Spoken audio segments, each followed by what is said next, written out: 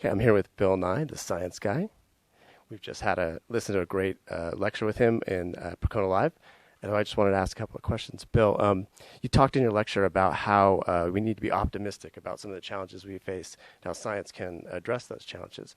What's some of the things we can do in our daily lives to help confront those challenges? Well, the big thing for me this year is to vote. Everybody's got to vote.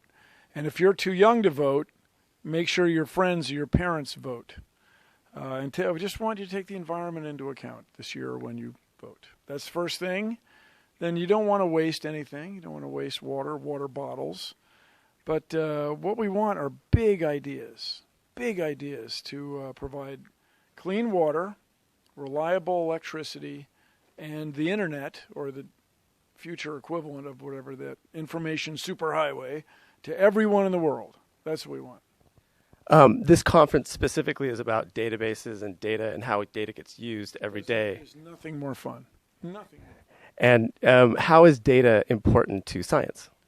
Well, it's when you measure things, that's when you're doing a lot of what's important in science. After you measure things, then you can compare them and you can evaluate your hypothesis and so on and so on. So measurement is the key. Now, we're living at a time where we could manage amounts of data, numbers of data that we never used to be able to take into account. It used to just be overwhelming.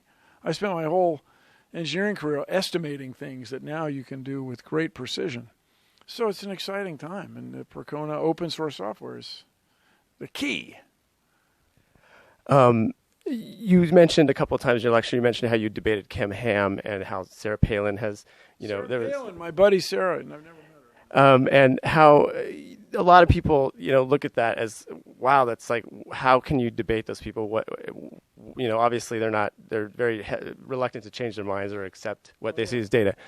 What do you think the value in having those conversations is? Everybody. When I'm debating the creationist, who I thought he was maybe in on it, but he seems to actually believe the world is 6,000 years old.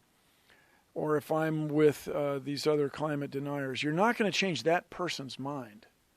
No, the person that debate or discussion is aimed at which it is aimed, is out in the internet. Not going to change that guy's mind. I mean, he's lived his whole life. He's made his whole living committed to this notion. So what we want is to expose, in the case of climate denial, we want to expose those people, their arguments being specious or not very good and overwhelmed by actual science. And so you'll see if you're watching that, what in general happens is since they can't win on the science, they try to win by attacking individuals, attacking me or climate scientists and so on. So keep that in mind. They've lost on the facts, and they can't let go. So they attack me or us.